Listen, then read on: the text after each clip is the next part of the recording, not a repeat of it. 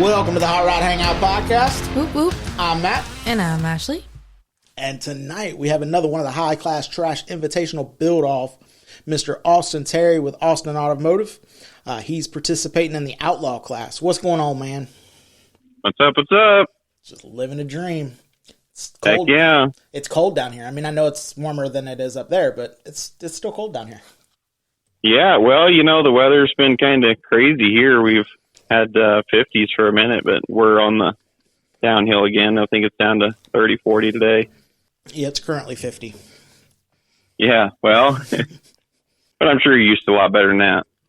Yeah, used to. Yeah, but it always seems like right around Christmas it'll be sunny and 75, and then it'll kind of dip a little bit.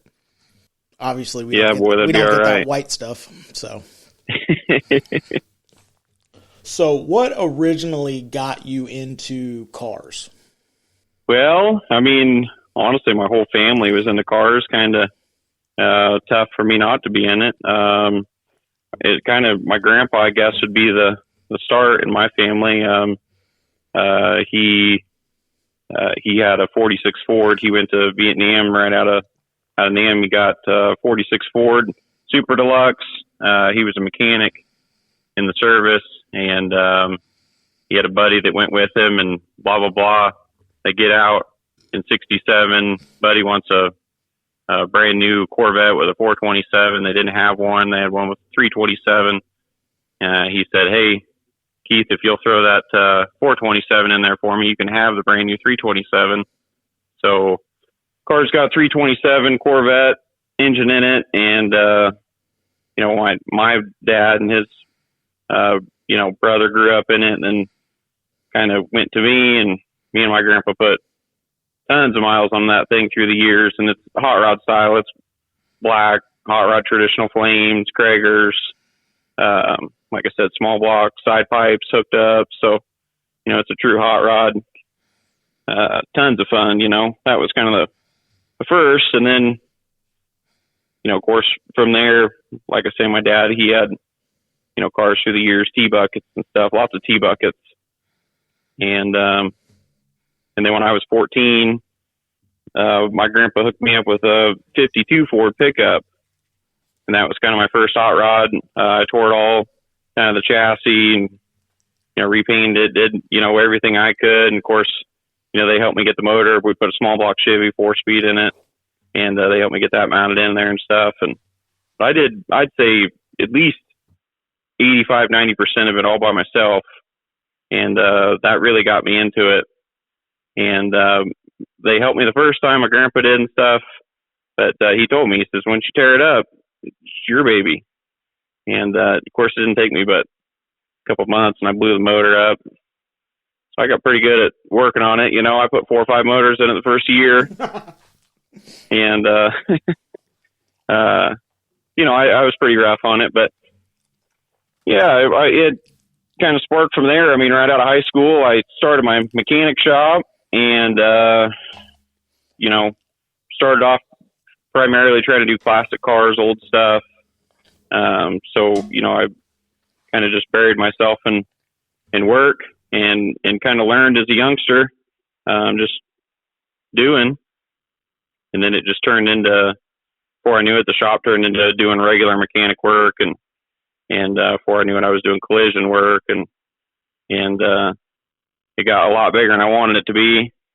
And just a few years ago, we sold it, and now I'm just, luckily we got a couple acre place outside of town, and small garage and hoist, and just doing YouTube and working on hot rods full time now. So, hell yeah. Loving life. That's the dream. Yeah. That's what we're all trying to get to.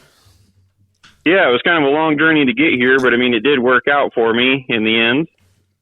Hopefully it keeps working out. Pretty much. I mean, kind of over the hump now. If you were trying to start this at 2021 or something, or 20 or 21, I'd say, yeah, I'd probably suggest different, but. Yeah, and that's honestly when we exited, we sold in, I think, 2020, right at COVID. And it was kind of prime time, really, I guess. So All hot rod guys have the car. What's the car that What's got that? away? I said all hot rod guys have the car that got away, whether you had the chance to buy it and just couldn't put a deal together, or you sold something and as it was driving out the driveway, you were like, oh, I should never have got rid of it. Yeah, that definitely would have been my 52 Ford, to be honest, the high school truck. I run that thing all through high school, and then right when I started the shop, life was getting busy, and I was trying to prioritize that. And at the time, the motor had shot out on it, and I had someone come by, and they had a 72 Nova, a big block car, black on black, SS, numbers matching, had the papers and all that. And I thought, man, I was a fool to turn this away. And so I did it. And then ever since I did it, the truck it was in that guy's hands just a few minutes, and then it went on, and it was gone from there. And as soon as it was gone, I was like, man, I made a mistake there, because I didn't keep the Nova very long. The new wore off of it pretty quick, Yeah, sometimes. And eventually the truck got painted and completely changed. So it was like, even if I got it back, it never the same, Yeah, but sometimes, I forget who it was, but I had somebody on and they said that, they didn't regret any cars because they were just tools to get to the next, whether it was the next tool, fabrication tool, or the next car, the next project, to move them along in the journey. And I was like, yeah, it makes sense. 100%. I would agree with that, with all of them except for that first one, because it was just kind of a sentimental deal, first one and all that stuff. But everyone from there on out, like the Nova per se, I sold it, and, I just bought my first house. I'll never forget that bought me a brand new washer and dryer, so I was moving up in the world. It was, like you say, a tool to advance. What is, we had mentioned earlier, I mentioned that you're one of the Outlaw builders. So what's the plan for, the High Class Trash build-off? Well, I honestly wasn't planning on being part of the Outlaw Class. I think originally, if I remember the classes right, I was in the OG class, and the budget was $10,000. And it was before the Outlaw Class was even a thing. It wasn't mentioned or nothing. And I thought, well, that's pretty cool. I think most hot rods, I try to stick around like 5,000. And I thought, well, we can kind of push ourselves to have a pretty good budget. And then they announced the Outlaw Class. And the more I kept thinking, I really like to do custom painting also. You mentioned your Cadillac earlier and doing some metal flake and stuff like that. It's really one of my true passions. I really like doing custom painting. And I thought, man, if I get into the Outlaw Class, then, it's no rules. I can't really get knocked for, right. As soon as you start throwing paint on a rat rod, you start getting flack for that and stuff. And I still want to build a rat rod, but I want to kind of, rich it up a little bit, I guess. Have some fun with it. So, yeah, the Outlaw Class really appealed to me. Got locked into that. We're going to end up building a 24 Model T Sedan is the plan for that. Okay. And it's a pretty cool old car. I picked it up, and it's, of course, an all wood interior framed car. So the guy I got it from was like, that's yard art, all the wood's rotted, and it's not worth nothing. But it's got like, it's all bright yellow, and it's got like the American Legion stuff painted on it from, way back in the day. And, I don't know. I just thought it was super cool, but, yeah, that's the plan, is to build that out. Want to go full fendered with it, kind of lay her out on the ground. Not 100% sure if I want to chop it. I kind of like a tall T, but yeah, I also like a chopped one. Yeah, the Model T's either they need to be the tall T or they need to be chopped. You know, that's kind of the C10s. You know, it's okay to be a long bed, but it's either got to be on the ground or 10 foot in the air. No, 100%. Your proportion, like the long bed C10s, the proportions don't look right unless they're up or down. Yeah, I agree. I'm usually a low guy, personally, unless it's like a, mid 70s, pick up on some boggers or something. Yeah. Yeah. It's funny. Ashley, I'll say something and I'll be like, that car could be cool. And Ashley, my wife, I don't know. And I'm like, Google this, that car, and then bagged or slammed. It's like, everything looks better on the ground. That's no joke. Everything. Wheels and altitude. Yeah. It is, and it's funny because with the selection now of wheel choice, it gets hard. I'm not of, it has to be on small wheels. I don't like big wheels either, but like, I'm not opposed to 20s but there's so many different wheel choice, and wheel choice matters. 100%. That's the whole tone.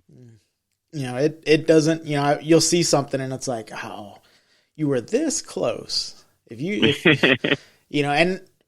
again, it's their ride. They do whatever they want to do. But it's like, I was talking to somebody and, big wheels. And I'm like, oh, I'm not offended by a big wheel. Just like I'm not offended if you put an LS in a motor that's got a hood on it. That's right. My Cadillac has an LS in it. But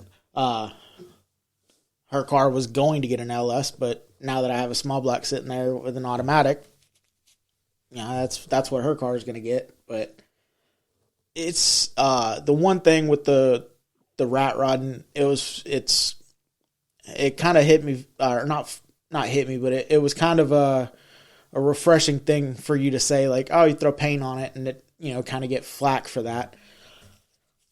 My version of rat rod was the Hot Rod magazine version of it, where it was just like an unfinished or raw type hot rod. Doesn't necessarily have to be raunchy or one way or look like it was done wrong. I think a lot of people get that stereotype in their head where it's got to be, license plate to fill holes, and it's like, it doesn't have to be. Yes, I agree with you. That's why I was kind of, and there's definitely a lot of high end rat rods out there. That's kind of why I was excited to do, and that's kind of more where I'm wanting to lean with it. That's why I was excited for the Outlaw Class, because then not that I'm going to spend a ton of money, but it just takes the constraint away of having to worry about anything, and gives you a little bit more freedom, I feel like. Yeah, and it kind of pushes, I've talked to a couple of the Outlaw guys, and a lot of them have said the same thing. It's not that you needed the more budget, but it's nice to be able to do whatever it is, push the envelope a little bit and not have to be so concerned if, I go over a little bit or it didn't work. I spent a lot of money, but it didn't work. So now I got to, step back and punt and figure out where to go from here. For sure. I've done a lot of budget builds. We actually were a part of the 2024 Rat Rod magazine build off. And, that was a $5,000 build off. And we did that, come through and built it and finished it. But it was pretty well right in at budget. And it was, I would say, it was, we built something cool, but it was kind of, vanilla, because we had to constrain a little bit on, there was only so much, I had to pretty well go with a small block Chevy because it was affordable, and, a lot of things just because they were what was affordable. Well, and the time limit that y'all have for this build is going to help a little bit as well for the budget for the guys that have that budget constraint, because if you can wait and be patient, you can pick stuff up for a really good deal. Whereas if you have, 6 months to build something, if you see it, you got to go snag it up. You can't wait around for that guy to get, the Facebook Marketplace lowballers to come in and get the price to drop a little bit for you. Yes, I agree with that. It gives us kind of a full season to hit up all the swap meets and like you say, some of those marketplaces is great, but if it's a good deal anywhere around here, you've got to be pretty well on top of it immediately. And they're hard to come. Some of the stuff's just hard to come by anymore. Well, get a good deal. And I brought that up. The budget thing, and it was sort of a joke, but I'm like, y'all have a different Facebook than I have because those deals don't exist down here. And a lot of it is just the deals don't exist unless you're patient. If I sat around, if I said, oh, I want this, and I sat around and waited for that deal to come along, you can get it. But if you want it now, you're going to pay now price. 100%. Well, kind of bouncing back to like my rat rod build off truck, it's got a small supercharger, but it's like a 177 street blower. Okay. And a small block in it. But I bought it, carved oil pan, complete, $1,500 on Marketplace. And I caught it 2 minutes after it was listed, and it was like, I'll take it. That's all I messaged the guy. I'll take it. How do I pay you? Yeah. Like it was a crazy good deal that, if I was looking, I'd pay twice that. Yeah. Yeah. And also the bill and the time frame will also give you some time to get it together and go put a couple miles on it. So you're not trying to iron out the bugs, man. Yeah, for rat stock, actually this year and last year, we were working, till 2 a.m, getting them ready to go to the show. Yeah, that was, a good for instance. I told you before this, and this will come out way after our show, so everybody will see my car made it there. But, if I wasn't just trying to get that car to load itself in and out of a trailer to go to our show, I wouldn't be comfortable hopping in it and going anywhere right now. It doesn't, really and truthfully, I probably shouldn't even run it that long because it doesn't have any exhaust other than collectors and an O2 sensor shoved in the end of it. I'm just trying to make it run enough to get in a trailer. I have to take the enclosed trailer anyway. So I'm like, if I got to take it, I don't need to have her tow the trailer so I can drive the Cadillac. I'll just put the Cadillac in the trailer and we'll go up there. And I just wanted it to be able to unload itself out of the trailer so I didn't have to push it. Yeah, 100%. There's nothing worse than not being able to drive into a show. Especially when it's yours. Yeah. That was, her car, her 54 since we bought it has been like the stud. It's never broke. I've never had to go back. I have never had to go to it with a trailer. It has made it home every single time. It has broke quite a few times, but it always breaks in my driveway. And this last time it broke. Like it's my fault. I didn't realize that the resistor on the firewall was because the coil didn't have a resistor in it, a built-in resistor. So when I had an ignition switch go out, or I thought the ignition switch went out, so I changed the ignition switch out. And I was like, well, there's no reason for that wire to be looped through the firewall and then just come right back in here. I'll just delete that. Yeah, so I fried the electrical system in it. And it's like, okay, well, but it did it here. It died here, so I can't be too mad at it. But I always joke that the small block, which is conveniently stuck behind the Cadillac, I can't get the motor out to get her motor in it. So, but I was like, I got close enough to realize that there was a small block and automatic sitting there for it. It just decided, nope, I'm good. I'm not going anywhere until I get that done. But time for the swap. And it would have been done, like I said, but the Cadillac's on cribs, and we're working out of a carport with a little tiny closed-in section just for our for tools, and the Cadillac is 2 foot longer than the carport, so it's kind of shoved into the closed-in section a little bit, and the motor's in the enclosed section. So I was like, that wasn't smart. I should have left the motor out, and then I could have done it, and we might have had both cars at the show, but it is what it is. Her car was there last year, so mine can be there this year. Yeah, for sure. Those cars take up a lot of real estate. Yeah, I didn't realize how long it was. Her 54s, we had a 16-foot open trailer, so when the deal come up with a Cadillac, I went down south, and I'm like, I'll just take the trailer and go down there.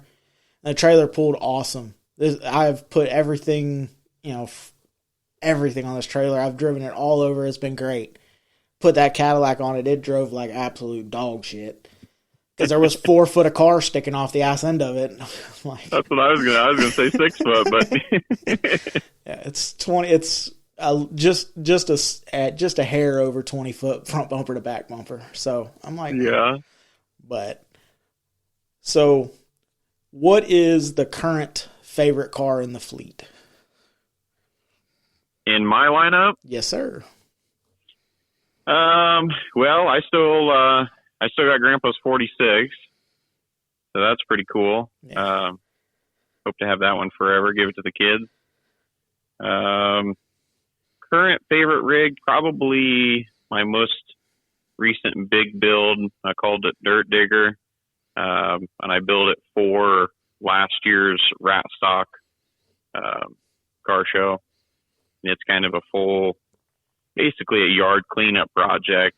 I built it for $3,000 in 60 days, and it's the chassis is like a F3, like a 50 Ford F3 chassis, so it's 8-lug suspension. And then the cab is 5 different cars. I cut the windshield out of one, and the cowl off another, and the doors off another, and the back half off another, and I welded it all together, made a roadster pickup out of it, and put had a 250 Chevy 6-cylinder out of an old dump truck. Nobody wanted it, and it had a PTO driven 4-speed. It was all just, like I say, just junk I had laying around nobody'd want. And I thought, well, let's have some fun with it. I got an Eaton M90 supercharger and put on top of it. And I thought, well, now we're just kind of making it kind of a cartoon rig. So I built my own rear wheels for it. I built, like I used to have a Nissan pickup back in high school. And the Toyotas, like in the 80s, they had the campers that had dually rear wheels that were dual wheels, but they're one single wheel. And I had a Nissan pickup back in the day that I was going to put these wheels on. Always remembered it, so I ended up building a set of wheels out of the original Ford wheels that are 2 tires on one wheel. It's a dually wheel. It's kind of cool. Pretty trick, I guess. I don't know. I haven't seen too many people do it, so I thought it was neat. And it got a lot of attention there. Pretty neat car, though. Had a lot of fun with it, but unfortunately, we had problems with the clutch. We built it to do the dirt drags. That's why we supercharged it and did all that. But the clutch didn't play nice for me. We worked on that until 3 a.m. that night. And unfortunately, the motor and trans just need split. And to do that, you got to pull the body back off. And it was like, well, if we do that, we have no chance of going to the show, or it was able to be started in granny low, and we could creep it in the show, and at least we made it. Yeah. It was better than it drove in on its own power. So sometimes that's a victory in itself. It was, but I need to get the clutch fixed, and that's the plan with it, to just kind of tear up the dirt drags with it and have fun with it. It's a really pretty trick. Though. It was my most custom truck I've built, so I guess it's probably my current favorite. I was spoken like a true car guy, because it's always the next one. Yeah. Well, because it's a roadster pickup, so I can't fit the kids in the. I got 2 kids and wife, and typically everywhere we go, we've got a German Shepherd. He's basically the size of another person, you know. Oh, yeah. And that's kind of the reason for this high class trash build off. You know, we got to go down to Mississippi, and we're planning on driving down there. You know, I'm driving down with the hot rod. And it's 4-seater. That's, you know, or 4-door. That's kind of why I want to build it. I'm hoping to do air conditioning. I'm not 100% sure yet if I'm going to LS it and put a hood on it, or if I'm going to small block Chevy it and tunnel ram it 2.4s. It's kind of pretty well what I'm leaning towards. But if you decide to go tunnel ram, we can talk about it, because I got a tunnel ram and 2 550s sitting out there, brand new carbs. Yeah, that's probably the plan I'm going to go with, you know, just because I want that kind of old school. I want it to look like an old school hot rod. It's just been sitting for, you know, 50 years, and I got it going, and now it's a rat rod. You know what I mean? Yeah. One of those kind of deals. Yeah, because that was what I was going with on. I was building a Model A before the Cadillac came, and I was doing chop channel and then tunnel ram, just for shock value. That was why I said that the 6,000 mile round trip to California was gonna hurt my wallet. Yeah, that would. But you know, hey, it's miles per gallon, right? Yeah, it was. That was when we were doing it. You know, I'm like, oh, okay. And I was like, why? It was gonna have a standalone flamethrower system, and I'm like, I'll just leave that off and only do it when we get out there, and that shouldn't waste too much fuel. I hope to get 7 or 8 out of it. Doesn't weigh a whole lot. And then my wife pointed out, she's like, I'm down, but where are we putting merch and luggage? And I went, oh, that's a good question. You're right. Because the transmission was in the car with me, hydraulic front and rear suspension. So it was, you know, it wasn't going to be the luxurious ride of the Cadillac. Yeah, you can't beat the ride of a 60s Cadillac. Yeah, that's always been the 60. Well, actually, a 1960 is the car, but a 60s Cadillac was always like I'll get there one day car. So it's still weird to me, like, to look out there and it's sitting there. Yeah, very cool car. So, what is a show or event that y'all try to make every year? Ooh, Rat Stock. That's been a crowd favorite here recently. You know, I don't think we'll miss that one probably. We really enjoy Back to the 50s. Also, that's a really, really fun one for the whole family. You should try to go to that one every year. It's got lots of shade and pretty good show. I think they get like 12,000 cars. Really good show. But yeah, I don't know. I like the Daryl Starbird show. That one's coming up here for too long. That one's always I'm a big custom fan. So, and that one's 5 hours to drive. Shout out to Zach Parks. He's doing the live chop this year. Yeah, it's an awesome show. You know. You know, that's part of the reason why I asked that question, is because there's so many awesome shows, and it's kind of funny that, like, in y'all's area, you hear a lot of the same stuff, and then these people over here, and then some of them are, like, we've had people that have moved, and it's like, oh, we always go back to, you know, Rat City Ruckus, or we always go, you know, it's like, well, if you're traveling for a show, like, it must be a good one. So let's mark that down and try to make it one year. Yeah, there's a lot of good shows out there. That's for sure. Is there a show or event that you've never made that you'd like to get to? I'd like to go to the Grand National Roadster Show. I've never been there. Always wanted to.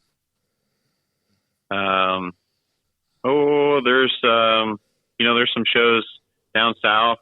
I'd like to hit up some of the shows in Texas. You know, they got a really cool C10 scene, truck scene. Oh, very much. that I'd love to check out. Looks like they got a lot of really cool projects down there. I'd love to make it down your guys' way too. There's some good shows down in. Your show sounds really cool. I know there's some other really good shows down that way. What is that? The Turkey Run, I think, is down there. Or? Turkey Rod Run, and then well, during Turkey Rod Run is also the Bad Apple Rat Rod Bash. That's at the Iron Horse Saloon. That's while Turkey Rod Run's going on. That show's awesome. That's one of the shows that we try to make every year is Turkey Rod Run and then obviously the Rat Rod show. Yeah. That was Ashley. We went, was it 2 years ago? Her car was in Airbnb jail, so we couldn't get it out. The road was, it was a really, really nice house, had garage space, and I'm like, oh, cool. We'll definitely be able to get her car out, and because it's static and it's extremely low.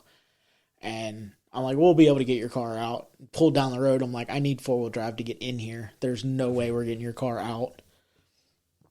And I tried for the 3 days that we were there. I tried to get a neighbor to let me park her car in their yard. And no one was willing. So we ended up going to that show. And then it was, they had American flag CNC cut bad apples. And I was like, oh, I'd love to win one of those. So that if, not this year that just passed, but the year before, we had walked 16 miles at the swap meet because I was trying to collect Model A parts. And we went to the show, and I'm like, I don't care how much it costs. We're entering your car. You're not going to win nothing, but I can't walk anymore. And just wrote her name down, and we're standing there, and Corey and Hannah Wheat were there, and Jackie and Saw Customs, and you hear Hannah's name get called. We're like, hey, you won something. She's like, are you sure? They didn't say Corey. We're like, no, we said you. So Ashley and her are walking up to get Hannah's trophy, and I hear Ashley Boys, and I'm like, nah, that's not what I heard. 54 Chevrolet. I'm like, well, there's quite a few 54s here. Orange Rust. And I was like, yep, that's her. I'm like, well, you won something too. And she's like, no. So now they're arguing with the guy that's holding the pad with their names on it that they didn't win nothing. So she got it's a black light glow, or glows in black light, like a biohazard CNC cut bad apple. I'm like, I'm never saying I want to win something ever again. She won it first. I'm like, that's heck yeah. That's why I like the trophy stuff. Like a regular trophy I don't care about, but like if it's a cool trophy, like we do skateboards. The CNC cut bad apple's cool. There's a raw music festival, and Saw does a show there, and all the awards are on the small vinyl records, or pinstriped awards or stuff like that. I'd rather win something that somebody put some time into it and it's cool. They didn't just go spend $6 to buy a plastic trophy. No, 100%. I'm the same way as you. I don't really go to shows caring about trophies or nothing like that. Whatever. I mean, sure, if you like my ride, that's awesome. But if I am to get one or give one, I really enjoy giving them. I like to, like you say, building custom trophies. That was something that excited me when you were talking about your show. That's some of the best fun. We used to have a show up here when I was younger, probably 18 to maybe, mid-20s. There was a show that every year we would, everybody in the show, if you entered in the show, you had to build a trophy, and then you'd give it to someone else in the show. And that was always my most fun, was building a trophy just to give to someone else, and that's cool. Seeing some of the creations, and or creating some of the, I made some of the coolest trophies, I thought, out of just some of the silliest things. Well, and it means more. I feel like a top 30, it's like, okay, It's the same people that win it at everywhere. It's the same, but somebody builds something and they give you a trophy. It's like, okay, one, they spent time to make it, and two, there was some thought put into it. And, it's a way to meet people, grow the community, and kind of let everyone know who you are and, what you're about. For sure. And I think it's fun. Most of the time you're getting that from, you're receiving that from another builder and stuff. And I just, anyone else that's creative and hands-on like that, and if you see my work and appreciate it, like that's all the, that's awesome, Well, I know Austin Automotive, you're on YouTube and stuff like that. What, do you take customer jobs, or is it mainly you're building stuff and then selling your projects? Yeah, mainly just my own stuff now. Like I say, I started out doing customer stuff and just kind of burnt myself out. And I was watching too much, Richard Rollins and, all that stuff, thinking that I wanted to be the same, and realized quickly that employees are no fun, and managing and all that stuff. So yeah, no, I'm having a lot more fun now just doing the YouTube, and hoping, eventually the goal is, get enough traction, subscribers and watchers and all that stuff that YouTube's paying me, and I don't have to really worry about selling the cars or anything like that. But at the moment, yeah, no, I'm just kind of building them and flipping them, or I've still got enough of a following. I had the shop for 10 years before I closed it, or a little over. So I still get enough, like I've got a exhaust bender. So I get quite a few exhaust jobs that I do, and, a little paint here and there. I hit a deer or what have you, I still get a few quick jobs to keep the wallet fluffed up, Yeah, when y'all hit deer up there, you actually hit a deer. When we hit a deer, it's like a dog. Yeah. Well, and raccoons, we get raccoons that are the size of, they get, I don't know how much some of the bigger ones weigh. I think they can get up to like 40, 50 pounds. And they're like the size of a small dog. And when they stand up, they just wipe out like any of the modern cars that just take out the radiator, and, there's nothing to slow them down, a bunch of plastic. So it really tears them up. Good for guys like, me in the business, because it really tears them up. But yeah, the deer, pretty good size, and we're surrounded by cornfields. So so you got plenty. yeah. Oh yeah. Yeah. We're in corn country here. Yeah. Yeah. They're big deer, and they definitely move a lot. You really got to be careful at night. Well, you had mentioned that you're a custom guy. So, unlimited budget, what car are you building? Unlimited budget would be like a Willys coupe, like 40, 41. Okay. That'd be the big money car, because, they're just, you can't even afford one these days. Yeah, you can't even afford one these days, but I would love to have a Willys gasser. I just have dreamed of one my whole life. I think they're the coolest car in the world. I grew up on the movie Hot Rod. The star of the show was a primer gray Willys coupe, and they drag raced it. And it was, it was just cool as heck. It blown Hemi, and, the whole deal. And, if I had all the money in the world, and if I won the lottery tomorrow, I'd buy one tomorrow.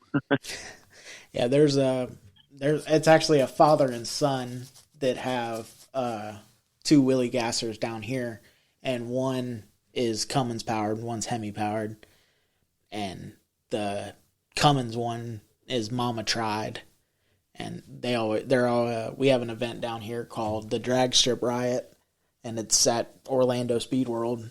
And it's all vintage-esque.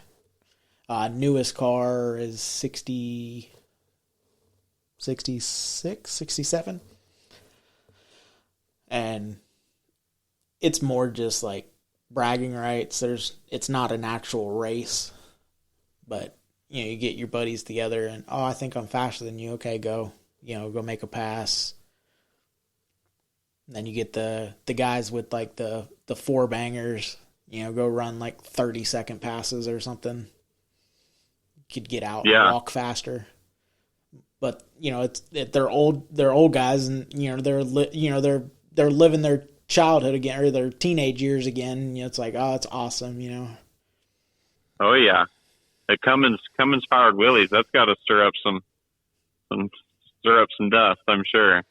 Yeah, which we do. There's a lot of I don't know. Florida has a lot of diesel swapped. A matter of fact, this year's for our show this year, the T-shirt, the logo is my buddy's wife's '53 Meadowbrook that's got a Cummins in it. Yeah, that's an avenue I really haven't went down much is the diesels, but I'm going to. Eventually, I'd like to have me a Screaming Detroit and something, and I considered doing that for this Outlaw build off, but I just that's going to be a little bit bigger project than I want. They're heavy old engines, but one day I'm going to have one. Yeah, he had called. He called last year. Well, I guess now it's 2 years ago. 2 days before New Year's, and was like, "Hey, you got anything hanging from your gantry?" And I was like, "Nope." And he's like, "Can you bring it over here?" And I'm like, "For what?" And he's like, "I got to pull a motor out." I'm like, "Okay, yeah, no problem." So I loaded up, took it over there, and I look, and the front end of his wife's car's off, and I'm like, "What the hell are you doing?" He's like, "I'm gonna put that Cummins in it." And I'm like, "What?" He's like, "For your show." And I'm like, "That's in 4 days, dude." He's like, "It's one wire." I'm like, "Okay, let go." You need help? Yeah. So we went live and cut the firewall, and it actually fits really, really good. The fender, it still has inner fender wells and everything. And it has an automatic behind it now, but he's going to put a 5-speed back behind it, so he won't even really have to cut up the trans tunnel anymore. He'll just have to rebuild it, what he cut out to put the automatic in it. Yeah, I mean, you can't beat the power of them. I've got some buddies that do like tractor pulling and stuff. They do their trucks and stuff. They got diesel trucks, and all the farm boys around here got souped up diesels. And that's our current tow rig is a 14.67 Cummins. Makes retarded power. Just add more fuel. Yeah, you can't beat it. But it gets expensive quick. Yes. Oil changes are 3 gallons of oil. Hurt your feelings quick. So how can and every time you go to the shop, it's a quick $1,000. That's Yeah, but my truck's it's on 37s and 9 inches of lift, and people be, "Oh yeah, you get shit fuel mileage." I'm like, nope. And the good thing, it gets the same fuel mileage whether I got the 24-foot enclosed trailer behind it or running down the highway. And what's weird is it gets better fuel economy at 85 than it does at 70. I can get 16 to 18 towing the trailer with something in it at 85. And probably all the power in the world you need, Yeah. And that's why whenever I had a half-ton truck, and we had sold our house and moved into a toy hauler. So when I was looking for something, the half-ton pulled it, but it wasn't real happy about pulling it. And I was like, I guarantee that whatever I buy is never going to have, I bought it because whatever I put behind it's going to come with it. I didn't want to have to worry about like, oh, I can't tow that, or, oh, I can't pull that. Because I eventually want to do an old school tow rig, which would require obviously buying and dragging something home that was a little bigger than a Model A or, Although I guess Steve Dardanelle does have a Cummins Model A that tows a fifth wheel or a gooseneck, so I guess you could do it out of a Model A, but that's the plan hopefully for us this year is we're gonna build a family rig on top of this is on top of the other. Yeah. It's actually another build off actually, but we're gonna build a '63 Pontiac station wagon. I've got a 4-wheel drive LS old Chevy pickup that's kind of rusty, but to make a good platform. But I've kind of got the same concern that you just said. It's a half-ton pickup, 5.3, and it's going to be the new tow pig, and I'm already like, well, I'm going to have to throw a cam in it. I'm going to have to add some power to her. Well, my half-ton truck was a 4.8. It's a matter of fact, it's the same motor and trans that's in the Cadillac right now. It's a 4.8 4L60. I never had a problem out of it. And like I said, it pulled the 13,000 pound toy hauler, but it just wasn't happy. It didn't stop very well. Yeah. I mean, you're just playing ahead for that, but I towed cars with it and everything. It was fine. It just, I didn't want to ever have to, or with that, I didn't know if we were going to be able to park it and leave it somewhere, or if we were, we were kind of deciding because it was right after COVID. So we didn't know, like, oh, are we staying here? Are we going to try to go somewhere else? Are we going to, load up and go kind of figure out where we want to end up? Because Florida's housing market is kind of weird. It's different than most places because of, one, Disney. Two, it's where everybody comes to retire. So the people that are up by you that have lived there for 35, 40 years, their houses have been paid off. They bought it for like a Cracker Jack box 45 years ago. They now sell it for $500,000 or $600,000, and now they can come down here. Or the big farms, now we're putting more condos. Oh yeah, I know. Most of the farmers around here either have a place in Arizona or Florida, and and they're snowbirds, they're out of here in the winter. And I work in one of the largest retirement communities, and you hear story, like, oh yeah, we either one, oh, so and so will always be my home, but we bought this to kind of get to warmer weather in the winter, and when it warms up too hot here, we go back there, or you hear stories of like, oh, I was a farmer and my wife passed away. My kids didn't want to help me take care of it. I got too old to do it, so I just sold everything and I paid cash for this, and this is where I live now. And it's like, well, you had money, so you come down here and it drives up everything. So everything kind of gets inflated. Yeah. Because if you don't want to pay it, somebody else will. Everyone's tired of winter up here. It's brutal. I get random messages from, I got a couple buddies that live Indiana, Illinois, up there that way, up by y'all, or one is in Ontario. I just got a picture of him because I posted something saying that it was cold, and he was like, "Cold? This is my current drive, and it's a whiteout." Like, yeah, we ain't got that. You can see my breath though. That was cold. It was 34, and he's like, yeah, we hope to be in the double digits by the end of the week. It's currently -2. And I'm like, what? I can't even. That's the worst. I can't even imagine it's not too bad until it gets below freezing. And then that's, below freezing's not too bad. Once it gets into the negative temps, and, usually we're just getting into that. We're going to be getting into that. Usually, February, you start dipping into, we'll spend 2-3 weeks at -10 or 20, and it's just, that is miserable. I've heard, and I guess I've seen it a little bit, but it's different cold too. It is in the Midwest, right where I'm at. It's much different. If you're in the Nebraska, Iowa, whatever, because we are about 8 hours from Colorado, Denver, and we used to go there a lot before we had kids. Just because afternoon drive, and it could be the same temperature, 30, 32, whatever, and you could leave here bundled up, coat, hat, go out to Denver, same temperature, and you'd be out there in a light jacket. And it's just, how is it?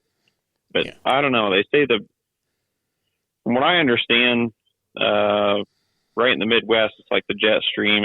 We get all the Arctic air, and it's just a cold, dry, winter, usually.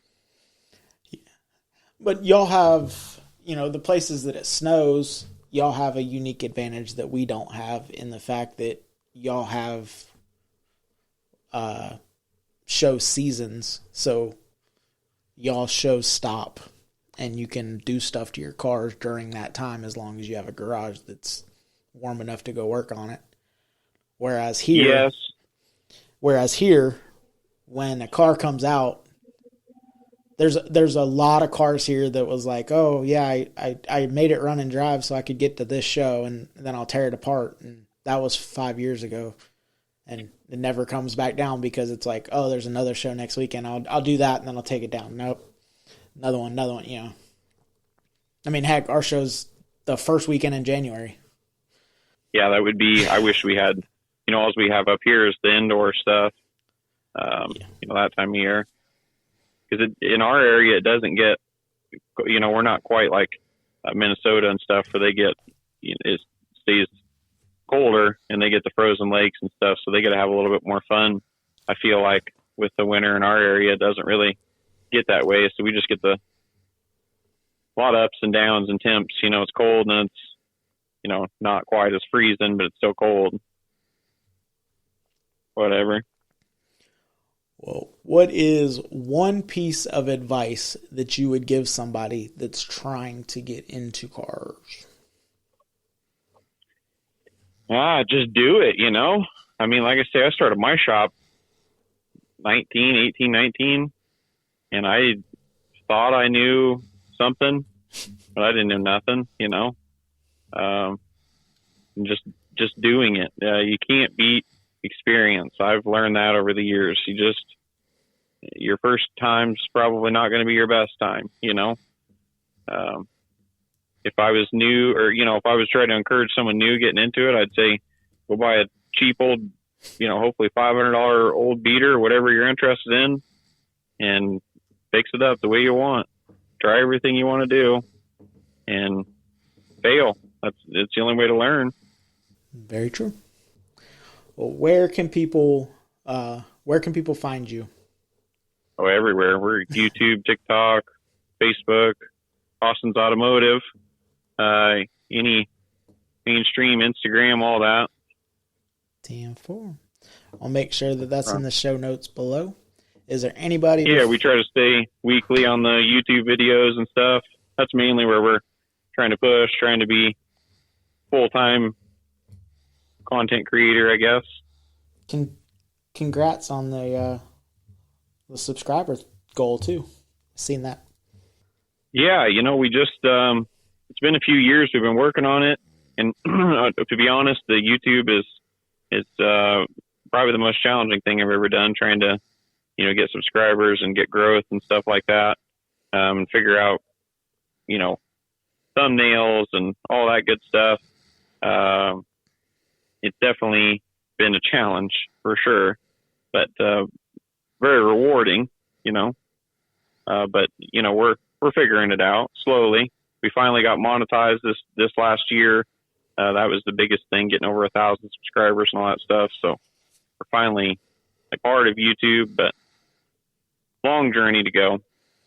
Yeah, that's our biggest thing with that is I mean to post. I mean to film, but I'll go out there and I'll either forget the camera and now I don't have any content, or I'll forget the camera inside, or I didn't charge it, or then it's like, or I have a week where I don't do a whole lot and it's like, oh, I don't want to put nothing, I don't want to put that out, and I should.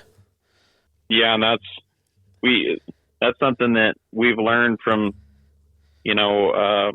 other people, bigger in the bit, bigger that have been doing it more than me, is just keep posting, just keep grinding, keep going. Like I know you had Simon on there, Mm-hmm. And Simon's a great guy, and he's doing kind of the, same thing. He's quite a bit bigger than me, but he's super friendly. He's giving me a ton of advice. He's another one. I'm just keep going, just keep posting. Don't give up. That's what they all say. Don't give up. Tough not to give up though. It is, and also I was talking to somebody the other day about this, and it popped back up on social media again today that, you have videos that you put all this time into, and I seen it at Turkey last year.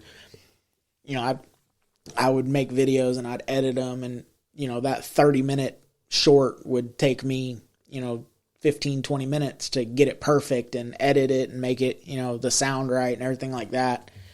And I just pulled my phone out of my pocket, shot a video, uploaded it, and it got more traction than the time I was spending. I'm like, it's the raw stuff that matter, or videos that I'll post and I'm like, oh, this is going to kill.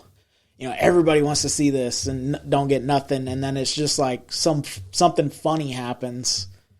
And now all of a sudden that video, gets 100, 200, 300 views immediately. And it's like, oh man. I definitely feel you there, trying to figure out like the algorithm and all that stuff. It is very challenging. And like you say, trying to just do it to begin with some days it just slows me down so much. It's like, man, I'm not getting anything done. And it's tough when you don't completely feel comfortable in front of a camera. So you retake it 2 or 3 times or something. It takes you 20 minutes to make 2 minutes worth of film, And also you, I don't know, does your wife just support the habit, or is she out there with you?